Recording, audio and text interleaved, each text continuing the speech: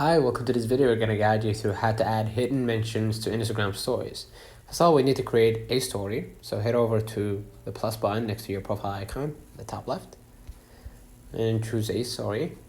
Now we're going to add the mention using the text tool. So type @ here, followed by the username. So let's say this one. Tap down at the top right. Now hold your two finger on the tag and drag it firmly at the very edge of your screen, either at the bottom, top, or sides. You can minimize it a little bit here, right? So make sure it's make smaller. You can see here that shrink it. So, or shrink it. Consider liking this video, subscribe, it really helps the channel. Until next time, see you.